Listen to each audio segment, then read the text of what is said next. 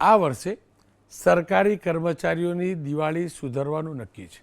સૌ પહેલાં તો એક સાથે એક અઠવાડિયું રજા આપી દીધી સરકારે, બાકીની રજા જે આગી પાછી હતી સેટ કરીને આપી. એના પછી સરકારી કર્મચારીઓ માટે છઠ્ઠા અને સાતમા પગાર પંચનો અમલની વાત કરી દીધી. એટલે મોંઘવારી ભથ્થામાં વધારો થઈ ગયો, 3% અને 5% બંને જે વધારો થયો.